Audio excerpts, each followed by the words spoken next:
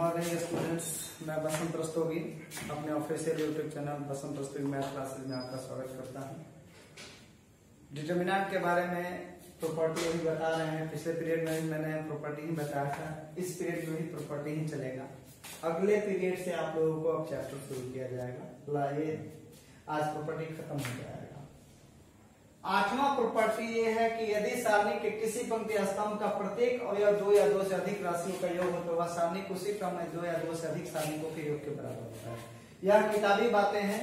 Practical क्या है? Practical ये है कि आपको किसी स्तंभ या किसी पंक्ति में दो पद रहेंगे जोड़ या घटाव में, नॉट नेसेसरी प्लस, माइनस भी हो सकता है।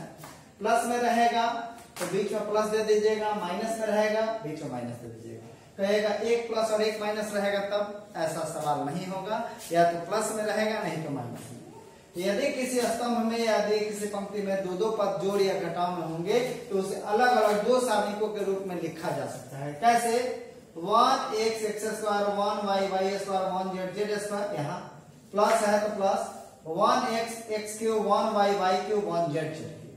पहला पहला पहला पहला पहला पहला पहला पहला पहला यहाँ प्लस पहला पहला दूसरा पहला पहला दूसरा पहला पहला दूसरा। इसको हल करिए डिटरमिनेंट के मेथड से और इसको हल करिए डिटरमिनेंट के मेथड से, ऐड कर लीजिए और इसको हल करिए। यह LHS है और यह RHS है।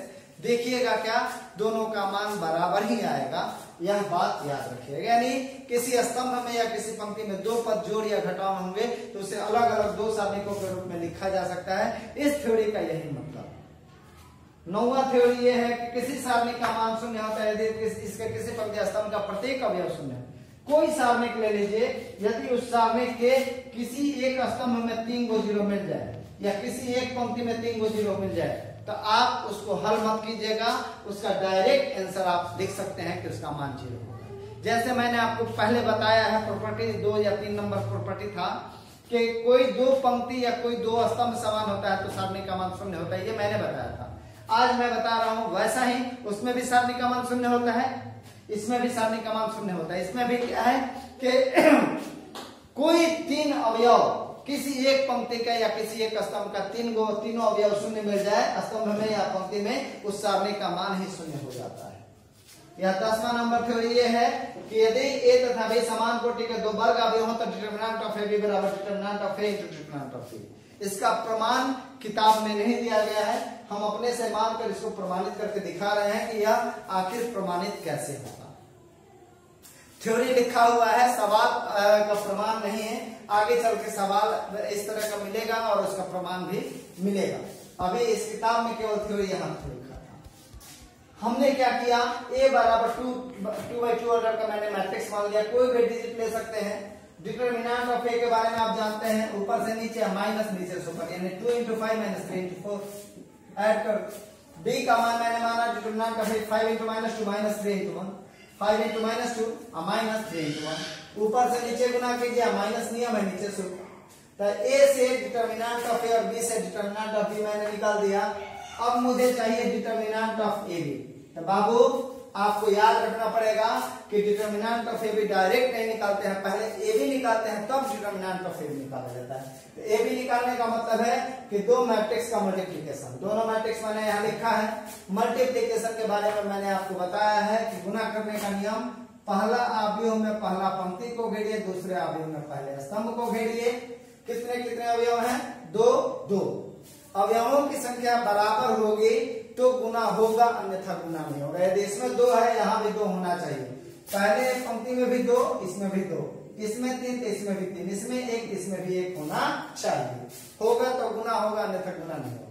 गुना करने का नियम क्या है? तो पहला पहला से दूसरा दूसरा से। 2 2 अवयव होंगे तो जोड़ का चिन्ह बीच में 1 देंगे। 2 into 5 plus 4 into 3 यहाँ पर। यही जो दूसरे कॉलम से करेगा तो 2 into 1 plus 4 into minus 2 यहाँ पर।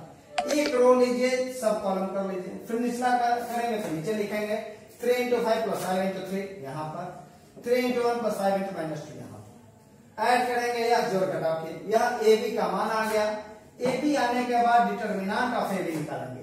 AB का मान यह डिटरमिनेंट ऑफ AB का मतलब यह अवयव जो है डिटरमिनेंट के रूप में आ जाएगा जो मान है। डिटरमिनेंट में मान निकालने का तरीका है ऊपर से नीचे माइनस नीचे से ऊपर। मल्टीप्लाई करेंगे या मल्टीप्लाई करेंगे या घटाएंगे, आ गया। यह AB से मैंने डिटरमिनेंट ऑफ AB निकाला, RHS में determinant of A into determinant of B मैंने यहाँ लिखा है। डिटरमिनेंट ऑफ A का मान -2, डिटरमिनेंट ऑफ B का मान -13, मल्टीप्लाई करेंगे। यहाँ LHS और यहाँ RHS दोनों मान बराबर है, इसलिए हम कह सकते हैं कि डिटरमिनेंट ऑफ AB बराबर determinant of A into determinant of B होता।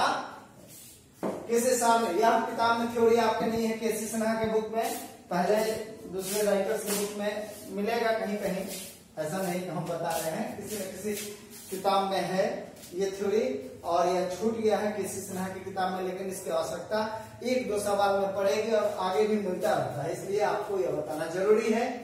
किसी सारणी के 2 पंक्ति या 2 स्तंभों को अदल बदल करने पर उनके मान समान किंतु चिन्ह परिवर्तित हो जाते हैं। मतलब ये है कि यह हमारा सारणिक है, हम ये कहें कि यह R1 है और यह R3 है, इंटरचेंज करना, यानी यह यहां पर जाएगा और यह यहां पर आएगा।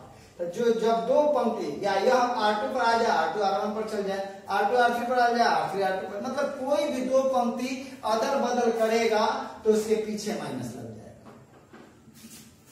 4 3 2 ऊपर चला गया, यहाँ देख लीजिए, 2 4 5 नीचे आ गया। अब बीच वाला वैसे का वैसे रहेगा। आप कहिएगा R1 R3 इंटरचेंज करेगा, नहीं बाबू, R1 R3 इंटरचेंज कर सकता है, R1 R2 इंटरचेंज कर सकता है, R2 R3 इंटरचेंज कर सकता है। कोई भी 2 इंटरचेंज करेंगे, कभी भी जितना बार करेंगे पीछे 1 माइनस लगता चला जाएगा। फिर कहिएगा कि एक और इंटरचेंज करने की इच्छा हुई, R2 इंटरचेंज R3 करेंगे तो वो माइनस था, वो और माइनस लग जाएगा, प्लस हो जाएगा, लेकिन इंटरचेंज हम कर सकते हैं।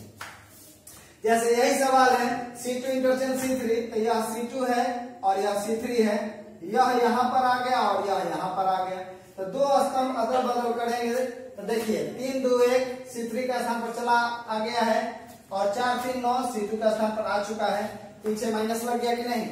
इससे निष्कर्ष ये निकला कि कभी भी 2 पंक्ति या 2 स्तंभ को इंटरचेंज किया जाएगा तो पीछे माइनस लग जाएगा, जितना बार करेंगे उतना बार पीछे माइनस लगता चला जाएगा। अब मन में प्रश्न ये उठेगा कि इसको हल करके चेक किया जाए। चलिए LHS मैंने लिया, यह वाला LHS है।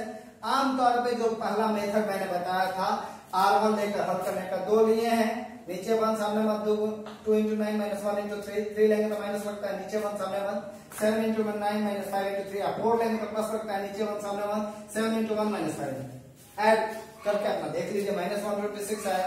आज इसमें माइनस इतना है। फिर वैसे ही मैंने हल किया, दोनों परिस्थितियों में आप देख सकते हैं मान बराबर है। इससे निष्कर्ष क्या निकला कि 2 पंक्ति या 2 स्तंभ को जब अदल बदल करेंगे तो पीछे माइनस का चिन्ह लग जाएगा, जितना बार अदल बदल करेंगे उतना बार माइनस का चिन्ह लगता चला जाएगा।